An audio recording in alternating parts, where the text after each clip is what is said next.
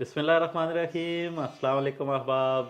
Life plus के programme Nasir Ali की बैठक में मैं आपका मेज़बान नासिर अली नासिर हाजिर खिदमत हूँ। अहबाब, उर्दू अदब में गज़ल, नज़्म, नसर सारी इसनाफ मौजूद हैं। उसमें बहुत सारे सीनियर्स ने बहुत कुछ लिखा है, बहुत सारे जूनियर्स भी अभी लिख रहे हैं, और सीनियर्स का हवाला आज हमारे पास बहुत खूबसूरत शख्सियत, बेपनाह शायर, मुहक्किक, दानिश्वर, मोहतरम जनाब सलमान बासित साहब हमारे साथ मौजूद हैं। आइए उनसे मिलते हैं। अस्सलाम वालेकुम सलमान साहब। वालेकुम अस्सलाम जनाब। सर बहुत शुक्रिया आपका, आप तशरीफ़ लाए, आपकी मोहब्बतें आबाद रहें। आपका शुक्रिया, आपने इतनी खूबसूरत जगह पे बुलाया। सर बहुत शुक्रिया। अच्छा सर, सबसे पहले तो हम लोग, हमारे नाजरीन, खैर ये तो एक रस्मी बातें हैं जो होती रहेंगी, जो सदा चलती भी आई हैं। ज़ाहिर है किसी कोई भी काम है उसका आगाज़ कहीं ना कहीं से तो होता है। जी, तो सर आपका अरबी सफ़र का आगाज़ कहाँ से हुआ? बड़ी लंबी स्टोरी है। सर जितनी शॉर्ट बता दें। अब वो पीछे मुड़ के देखना बड़ा मुश्किल लगता है वैसे, लेकिन बहुत इब्तदाई अदवार में, उम्र के बहुत इब्तदाई हिस्सों में, स्कूल के मेरे ख्याल मैं 8वीं 9वीं जमात में लिखता था, पढ़ता था जी जी। जब मैंने लिखना शुरू किया।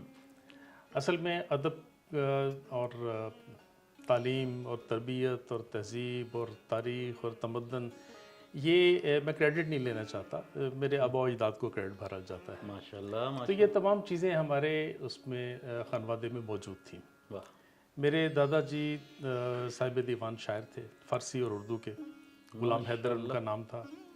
वजदानियात हैदर उनकी, मुझे एक किताब का नाम याद है, जब मैं छोटा होता था तो मैं लेके घुमा करता था। उनके भाई जो थे वो पंजाबी के मीरा बख्श मिन्हास, पंजाबी के पहले नावल निगार थे, शायर भी थे। वाह। तो ये सिलसिला तो चलता रहा। फिर मेरे बड़े भाई, अपने घर में मैंने देखा कि वो उस्मान खावर साहब जो हैं वो शायर भी हैं, अच्छा वाह। और सफ़रनामा निगार भी हैं। वाह। हरियालियों के देश में उनका सफ़रनामा आया। तो उन्हीं को देख के जब वो एक साइड पे बैठ के अपनी नोटबुक पे कुछ लिखा करते थे, तो मैं भी अपनी कॉपी कुछ लेके बैठ जाता था। अच्छा वाह। और वो एक शौक होती थी। और आप जानते हैं कि शायर को डिस्कवर करना पड़ता है अपने अंदर। तो एक one fine evening you can discover him, और वो फिर पता चल जाता है कि आप लिखते हैं। उल्टा सीधा लिखते लिखते आप सीधा भी लिखना शुरू कर देते हैं, और फिर इसी तरह बस वो सिलसिला चलता रहा।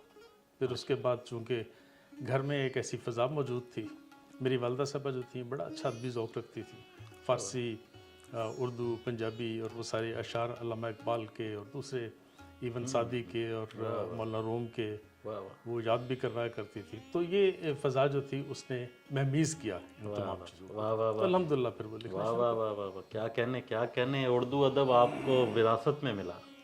अल्हम्दुलिल्लाह। हाँ जी माशाल्लाह। अच्छा ये बताइएगा, ये सन किस सन की बात है? आप कौन सी दाई में पैदा हुआ? नहीं, पैदा तो है। ये तो हमारे लिए भी अहम बात है कि आप पैदा नहीं, ये तकरीबन देखें मेरे ख्याल में ये 60s जो थी ना, लेट 60s, उसमें मैंने लिखना शुरू कर दिया था। लेट 60 जी, लेट 60s में तकरीबन मैं ऑलमोस्ट, समझ लें आप, बहुत ही इब्तदाई स्टेज थी स्कूल की। वाह वाह। उसमें मैंने लिखना शुरू कर दिया था। मतलब ऑलमोस्ट कोई 70 के करीब 69-70 में तो मैंने लिखा था। और मुझे याद है कि जब ये सन मशरक़ी पाकिस्तान हुआ था तो मैं 7वीं जमात में पढ़ता था, तो उस पर भी एक नज़्म मैंने उस वक्त वो कही थी। तो ये मुझे 71 का एक मुझे रिकॉर्डेड चीज़ तो याद है मुझे। वाह वाह वाह। तो बहरहाल इस तरह वो चलता रहा। वाह वाह वाह। बहुत खूब, बहुत अच्छे। आपने 70 की दहाई भी देखी, फिर 80 की, फिर 90, फिर अब 2000 की, यहाँ तक आप देखते आ रहे हैं, और आगे पता भी नहीं कब तक देखते हैं। हाँ, ये अल्लाह करे जी आप देखते रहें। तो सर क्या देख रहे हैं 70 की दहाई में और अब में, क्या फ़र्क आपने देखा? बल्कि कुछ ऐसे लोगों का जिक्र ज़रूर कीजिएगा जो उस वक्त भी आपको मुतासर करते थे, और अगर आज मौजूद हैं तो वो आज भी मुतासर कर रहे हैं। आपके सवाल के दो पहलू उसमें निकलते हैं। एक तो उन लोगों से जिनसे रब्ता रहा, इंटरेक्शन हुआ, और एक वो लोग जिनसे बराह रास्त शायद रब्ता ना रहा हो लेकिन जिनको पढ़ा या जिनसे मुतासर हुए। जी जी। اب جب میں نے غزل کہنی شروع کی تو بہت سارے دوسرے اپنے ہم اسروں کی طرح میں بھی ناصر کاظمی سے متاثر تھا. اچھا ماشاء اللہ. ناصر کاظمی کو یہ پڑھا, آپ کے ناصر ہم اثر کاظمی تھے. کے جی جی ماشاء اللہ. تو اور وہ اگر میں اس عنفوان شباب کی وہ جو غزلیں ہیں اگر وہ میں تھوڑا سا ٹریس کرنا شروع کروں تو ناصر کی چھاپ بڑی نمایاں ہے ان پہ, اور اس رنگ سے نکلنے میں بڑا وقت لگا تھوڑا سپنا. مطلب اس میں اس سٹیج پہ بعض اوقات یہ بھی احساس نہیں تھا کہ شاید کسی کی زمین میں غزل کہنا کوئی عیب نہیں ہے. تو چلیں پریکٹس کے لیے ہم یہ بھی کیا کرتے تھے. تو جن لوگوں کو پڑھتے ہوئے ہم بڑے ہوئے, فراز تھے, فیض تھے, ناصر تھے, اور اساتذہ جو تھے وہ تو ہمیشہ سے موجود ہیں. غالب, میر اور اقبال سے ہمیشہ اکتساب فیض کیا اور میں متاثر بھی رہا. تو وہ تمام لوگ جو تھے ان سے میری ملاقات نہیں تھی. فراز صاحب سے دوبارہ تھی, لیکن فیض صاحب سے میں گورنمنٹ کالج لاہور سے میں نے پڑھا, اور ایم اے انگلش میں نے وہاں کیا. بلکہ راوی ہمارا رسالہ ہوتا تھا, میں اس کا ایڈیٹر بھی تھا. تو ہماری جو 7 سالہ تقریبات ہوئیں اس میں فیض صاحب کو ہم نے مدعو بھی کیا وہاں پہ. تو وہ تشریف بھی لائے, تو ایک واحد ملاقات ان سے وہ میری تھی. تو فراز صاحب یہاں پہ تھے. پھر گورنمنٹ کالج جو ہے وہ ایک ایسی درسگاہ ہے, بلکہ دانشگاہ ہے, جہاں پہ آپ کو ایک سے ایک بڑھ کے آپ کو کہکشاں ملتی ہے, ستارے ملتے ہیں ادب کے. اور پروفیسر مرزا منور تھے, تاریخ کے استاد تھے, بہت بڑے محقق تھے. مشکور حسین یاد صاحب تھے, غلام الثقلین نقوی تھے, ڈاکٹر سلیم بختر تھے, اینڈ واٹ ناٹ, مطلب بے شمار وہ لوگ تھے. ڈاکٹر معین الرحمان تھے. تو ان تمام لوگوں سے ان سے اکتساب فیض کا موقع ملا, ان سے بات ہوتی رہی اور ان سے سیکھتے رہے. یہ سب سلسلہ ان سے چلتا رہا. کیا کیا. تو میں سمجھتا ہوں کہ یہ میں اس کو کوئی تنزل نہیں سمجھتا. جو ادب تخلیق کیا جا رہا تھا 70 کی دہائی میں یا 80 کی دہائی میں, اور جو ادب آج تخلیق کیا جا رہا ہے, خاص طور پہ شعر کے حوالے سے میں سمجھتا ہوں کہ ہمارا شعر, ہماری غزل آج جس مقام پہ کھڑی ہے اس میں نوجوانوں کا بہت بڑا کردار ہے. جتنی غزل پہ محنت کی جا رہی ہے, جتنا نیا شعر کہا جا رہا ہے, جتنا اچھا شعر کہا جا رہا ہے, اور جتنا توانا شعر کہا جا رہا ہے, یہ بہت بڑی بات ہے. اور میں سمجھتا ہوں کہ یہ مسلسل ایک ارتقائی سفر ہے جو کہ آگے کی طرف چل رہا ہے. اب دیکھیں, ہم جو عام طور پہ ہمیں ہمارے ادب کو ہم بعض اوقات ان پیمانوں پہ ناپتے ہیں جو ہمارے پاس سوشل میڈیا آ گیا. سوشل میڈیا پہ خاص طور پہ فیس بک پہ بہت سارا ٹریش موجود ہے, اور اس کو عام قاری ادب سمجھ بیٹھتا ہے, اس کو شاعری سمجھ بیٹھتا ہے. اور ہوتا یہ ہے کہ اصل میں ایک آدمی کوئی بھی اپنی وہ چیز لکھتا ہے, چاہے وہ ادبی پیمانوں پہ پوری اترتی ہے نہیں اترتی, اوزان درست ہیں یا نہیں, تکنیکی اعتبار سے درست ہے یا نہیں, شاعری کوالیفائی کرتی ہے کہ نہیں کرتی, اس کو اپلوڈ کر دیتے ہیں اور وہ کلیم کرتے ہیں کہ وہ شاعری ہے. میں کسی کو متون نہیں کر رہا, میں عام قاری کی آسانی کی بات کر رہا ہوں کہ عام قاری کے لیے مشکل یہ پیش آ گئی ہے کہ اگر ایک بے وزن کہنے والا بھی شاعر اس کو سمجھا جاتا ہے, اور جو ایک مستند شاعر ہے اس کو بھی شاعر سمجھا جاتا ہے, تو ان کے لیے فرق کرنا بڑا مشکل ہو جاتا ہے. دوسرا ہمارے الیکٹرانک میڈیا کا قصور ہے. اچھا. مجھے یاد ہے کہ جب ہم نے پی ٹی وی میں کے پروگراموں میں حصہ لینا شروع کیا, تو وہاں پہ چاہے انتہائی سینئر کوئی شاعر ہوتا تھا, اس کا کلام اسکرپٹ ایڈیٹر کے پاس جاتا تھا اور وہ چیک کرتے تھے, دیکھتے تھے ایک نظر. نجی ٹی وی چینل جو ہیں یہاں پہ ایسا کوئی اہتمام ہی نہیں ہے. اس کا نتیجہ یہ ہے کہ بے وزن چیزیں بھی چل رہی ہیں, اور وہ شاعری بھی چل رہی ہے جسے شاعری نہیں کہا جا سکتا. تو اس کی وجہ سے عام آدمی کے لیے پہچاننا ذرا مشکل ہے. لیکن جو صحیح ادب ہے, جو جینون ادب ہے, وہ آج بھی تخلیق ہو رہا ہے, اور بہت بہتر ادب تخلیق ہو رہا ہے. ہاں, ناول اب آج کل خاص طور پہ پچھلے 2 4 5 سالوں میں ناول النثر کی اگر ہم بات کریں, وہ لکھے جا رہے ہیں, لیکن بڑا ناول کوئی نہیں لکھا گیا. میری حقیر رائے میں کئی چاند تھے سر آسماں کے بعد کوئی بڑا ناول ابھی تک ہمارے اردو ادب میں نہیں لکھا گیا. تو ابھی یہ بہت ساری چیزیں ہیں. ہر ناول جو ہے وہ بہرحال اپنی ریکگنیشن ضرور مانگتا ہے, اس کو آپ اٹھا کے پھینک نہیں سکتے, آپ اس کو پڑھتے ہیں لیکن جزوی طور پہ آپ اس کو ریکگنائز کرتے ہیں. لیکن کلی طور پہ کہ جیسے آپ کا سفر چلتا ہے اس سے بہت پہلے آگ کا دریا کی بات کرتے ہیں, اداس نسلیں کی بات کرتے ہیں, آپ دشت سوس کی بات کرتے ہیں, تو یہ تمام ناول جتنے بھی ہیں یا اور بھی ہیں, رجا گد بھی, تو یہ بڑے ناول ہیں. لیکن اس کے بعد یہ جو میں نے बात की जिस नावल की, उस शम्स रहमान फारूकी साहब का, उसके उसके बाद मेरी हकीर राय में कोई बड़ा नावल अभी बड़ा तक नावल नहीं। अच्छा, ये तो बहुत खूब, बहुत पते की बात आपने बताई। उस नावल के बाद शम्स रहमान फारूकी साहब के इंडिया के नावल, बहुत हाँ, बड़े, जी बिल्कुल ऐसे ही। उनके नावल के बाद अब तक कोई बड़ा नावल नहीं मेरी लिखा हकीर गया। राय जी, तो इसकी कोई ख़ास वजह भी है? खास वजह कुछ नहीं होती, ये इतना आसान नहीं होता। हर आदमी अच्छा शायर नहीं होता, हर आदमी अच्छा नसार नहीं होता, हर आदमी बड़ा काम नहीं कर सकता, हर आदमी फैज़ नहीं बन सकता, हर आदमी इकबाल नहीं बन सकता। तो ये एक जो चीज़ लिखी जाए, आप देखें कब लिखा था उदास नस्लें अब्दुल्ला हुसैन ने, कुर्रतुल ऐन हैदर ने कब लिखा। तो ये तमाम चीज़ें वो वक्त की गर्द के साथ छुपने की, उसमें तय दब नहीं गई।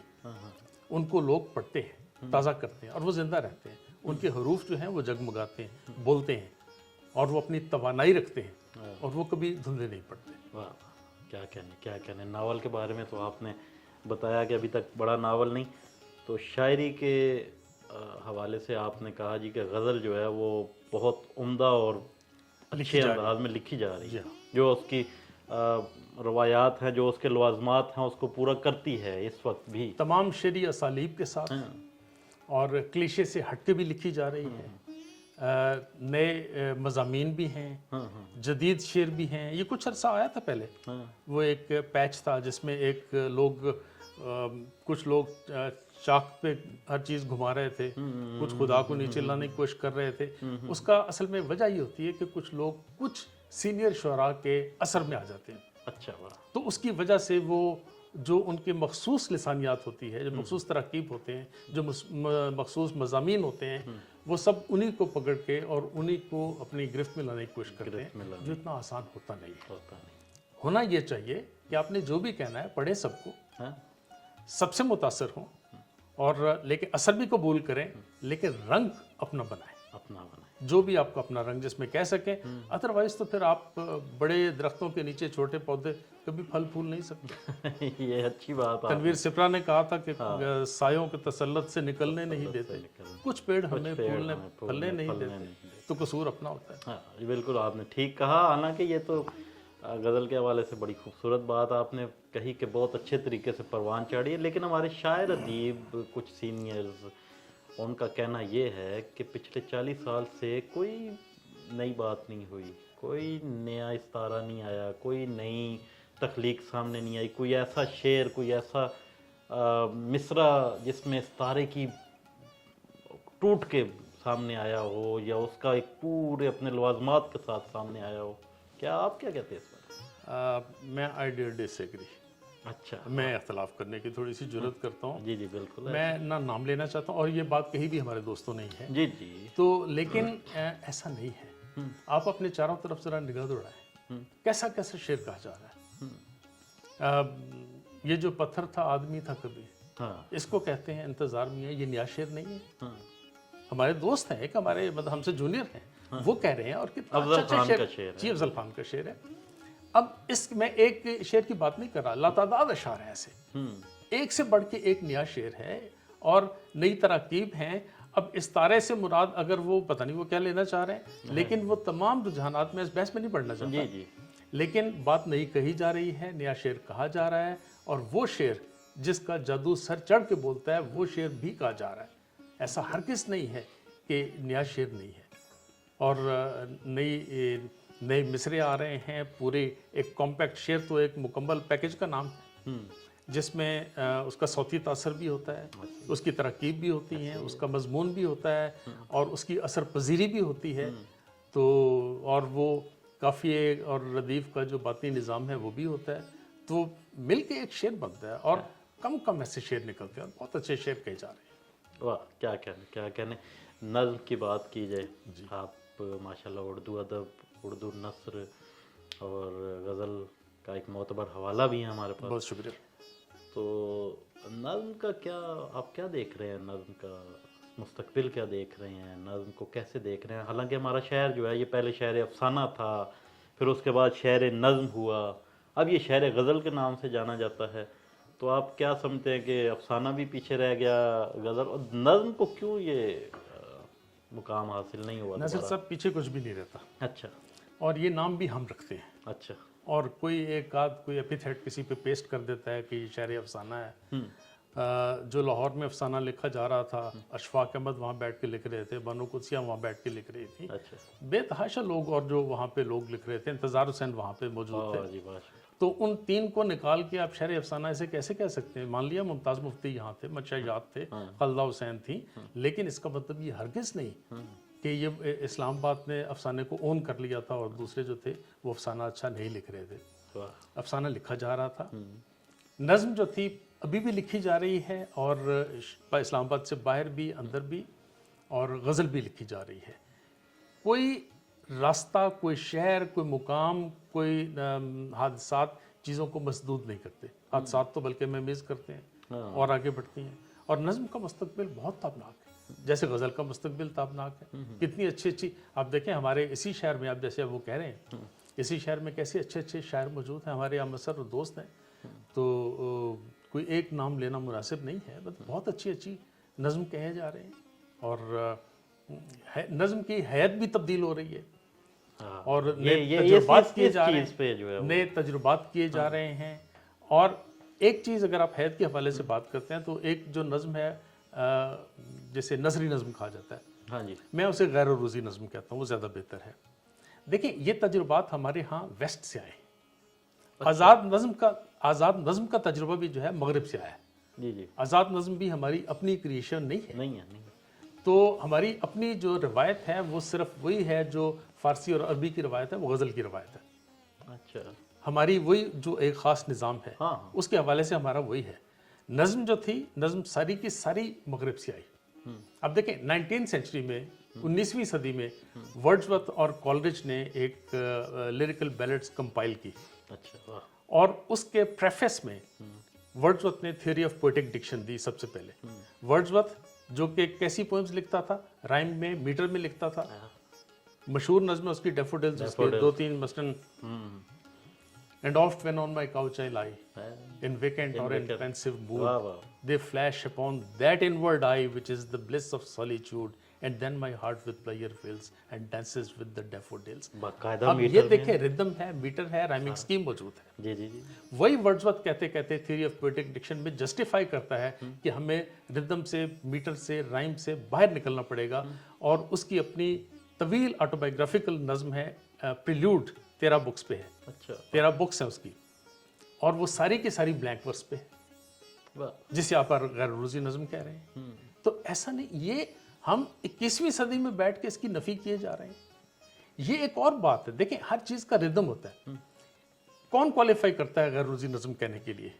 جس کو غزل پہ دسترس ہے، جو ردم میں کہہ سکتا ہے، جو آزاد نظم کہہ سکتا ہے. وہ نہیں جس کو اوزان کی پہچان نہیں ہے اور وہ سیدھا کسی دن ایک نثری نظم کہے، کیونکہ بہور اس کے لیے مشکل لگتی ہیں، اوزان مشکل لگتے ہیں، اس کو ان سانچوں میں اپنے آپ کو باندھنا مشکل لگتا ہے، تو وہ اپنے آپ کو کلیم کرے کہ میں شاعر ہوں. وہ شاعر نہیں ہے، وہ نثر لکھ لے. لیکن جب ایک بڑا، آپ دیکھیں انیس ناگی سے لے کے آپ بہت سارے لوگوں کی اب وہ بات کریں، ہمارے کتنے ہم اثر ہیں، وہ اتنے اچھے شاعر اور وہ غیر عروضی نظمیں لکھ رہے ہیں. اور اس کا جو اثر ہے، اس کا جو تاثر ہے، اس کا جو بڑا گہرا امپیکٹ ہے، آپ اس کی نفی نہیں کر سکتے. تو یہ میرے خیال میں بحث اب ختم ہو جانی چاہیے کہ نثری نظم والی، کہ نثری نظم والی. اور یہ آپ حیت کی بات کر رہے تھے نا، تو ابھی جانے اس کی حیت کتنی بدلے گی. غزل کی حیت نہیں بدل سکتی. وہ بڑا مشکل ہے. وہ تو خیر، وہ تو پابند ہے نا، وہ ہر حوالے سے اس کو، اور اس کا حسن ہی اس میں. جی کیا کہنا. اچھا، ہمارے ساتھ ایک اور دوست بیٹھے تھے. ایک دن ہم لوگ اکٹھے بیٹھے تو بات ہو رہی تھی. دوستوں نے کہا کہ جو انگلش ہے اس کا جو ردم ہے، جو میٹر ہے، وہ تو سٹریس ٹو سٹریس چلتا ہے. ایک سٹریس سے دوسرے سٹریس، دباؤ سے دباؤ تک وہ ختم ہو جاتا.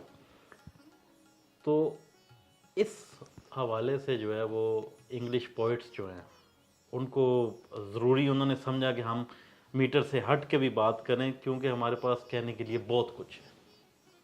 تو کیا جو نثری نظم کا سہارا لیتے ہیں پاکستان میں، جو اردو کی بات کر رہے ہیں، جی، تو کیا ان کے پاس بھی ایسا ہی کوئی معاملہ ہے، کہنے کے لیے بہت کچھ ہے، یا وہ آزاد نظم میں رہ کے سارا کچھ کہہ دیتے ہیں؟ गया दौरे सरमाया दारी गया, हाँ, तमाशा दिखाकर मदारी गया, गिरा ख्वाब चीनी संभलने लगे, हमाशा हमला के चश्मे उबलने लगे, बुझी इश्क की आग अंधेर है, मुसलमान नहीं राग कट। ये स्ट्रेस नहीं है, ये रिदम नहीं है, ये मौजूद है ना। ऐसा ही है। और ये एक मिसाल है, जी जी। लातादाद ऐसी मिसालें हैं कि पूरे रिदम के साथ, पूरे स्ट्रेस पैटर्न के साथ उर्दू में शायरी की गई है। और उसके बाद और मज़े की बात यह है कि स्ट्रेस पैटर्न के साथ शायरी करने वालों ने भी गैर रोज़ी नज़में लिखी हैं। देखिए, ये कोई मजबूरी नहीं होती। गैर रोज़ी नज़म असल में आपको जब तक अपना सिरा न पकड़वाए हाँ, हाँ। तब तक आप उसको शुरू ही नहीं कर सकते, आप लिख ही नहीं सकते। ये बहुत मुश्किल काम है। बहुत मुश्किल काम है, क्योंकि आपको नसर से भी बचाना है हाँ, कि वो नसर भी ना रहे हाँ, और वो शायरी भी लगे। हाँ, वो अपनी तमाम तर लताफत के साथ, अपनी एस्थेटिक क्वालिटी के साथ, अपनी चोजन डिक्शन के साथ, वो चुनिंदा जो लफ्जियात है उसके साथ आपको वो नज़म कहनी है। और उसके अंदर एक तरतीब है, उसके अंदर एक अपना सहर है, एक अपना निज़ाम है, और वो निज़ाम साथ लेके चलती है। और वो एक अच्छे शायर को बता देती है कि वाकई ये नज़म है। वाह। तो ये होता ही असल में कि बाज़ औक़ात मजबूरी उस चीज़ की नहीं होती कि आप कह नहीं सकते या आपको कुदरत हासिल नहीं है। हाँ, हाँ, बसा औकात आप जानते हैं कि कोई तख्लीकी लम्हा ऐसा होता है कि जब आप किसी चीज़ का इंतज़ार नहीं कर पाते, नहीं कर पाते, ठीक कह रहे हैं। और उसका अंदेशा ये होता है कि वो तख्लीकी लम्हा ज़ाया हो जाएगा। तो गैर अरूज़ी नज़म असल में उस वक्त अपना जवाज़ फराहम करती है जब आपकी वो जो एक ख़ास अंदर दर्द और गम जब यूरिश करके आता है और आप उसके बहाव को रोक नहीं पाते, और आप काफिया और रदीफ की पाबंदी का इंतज़ार नहीं कर पाते, तो ऐसे वक्त में आपको बात कह देने के लिए शायरी के पैराहन में, उस पैराए में जब आपको कहनी है, तो तब गैर रोज़ी नज़म जो है वो तख्लीक होती है। क्या कहने हैं आपका। एक अलग से हमारे पास ये, हमारे नाजरीन के लिए भी ये एक नई बात होगी कि हालांकि हम लोग सुनते आए हैं साथियों से, सीनियर से, उन्होंने कहा जी जहाँ मौसीकियत ख़त्म होती है वहाँ उर्दू शायरी ख़त्म हो जाती है। मेरा अपने दोस्त से इख्तलाफ है। मेरे बहुत प्यारे और अजीज़ दोस्त हैं और पुराने दोस्त हैं, मेरा उनसे इख्तलाफ है इसमें। जैसे मैंने अपने आपके आर्गूमेंट्स आपके सामने रखे, तो आप मैं नाम ले देता हूँ। इज़हारुल हक को आप शायर नहीं गिनते, मोहम्मद इज़हारुल हक को? बेपनाह शायर। तो उनकी क्या मजबूरी थी कि उन्होंने गैर रोज़ी नज़में लिखी, और क्या कमाल की गैर रोज़ी नज़में लिखी। नसीर अहमद नासिर शायर नहीं है सर, उनकी बहस ही यही थी। तो नसीर अहमद नासिर के पास क्या मजबूरी है? क्या वो गज़ल नहीं कह सकते? क्या वो आज़ाद नज़म नहीं कह सकते? उन्होंने लिखी। हमारे सब बहुत सारे दोस्त जो हैं वो लिख रहे हैं। तो इतना आसान ये होता नहीं है। मैं अगरचे मैं खुद बहुत कम लिखता हूँ गैर रोज़ी नज़म, मैं ज़्यादा आज़ाद नज़म कहता हूँ। और अक्सर ये होता है कि मैं तय करूँ कि मैंने गैर रोज़ी नज़म कहनी है तो वो रिदम में ढल जाती है। तो लेकिन मैं उनको एडमिट करता हूँ और रिकग्नाइज करता हूँ और एक्नॉलेज करता हूँ और उनका एहतराम करता हूँ। हालांकि उनकी बहस यही थी कि ये इतनी अच्छी आज़ाद नज़म, इतनी अच्छी गज़ल, इतना अच्छा वो शेर बना सकते हैं, नज़म इतनी अच्छी आज़ाद कह सकते हैं, इन्हें क्या ज़रूरत पड़ी इतनी, कि क्या कहना चाहते थे कि इन्हें नसरी नज़म का सहारा लेना पड़ा। वर्ड्सवर्थ को क्या ज़रूरत पड़ी थी?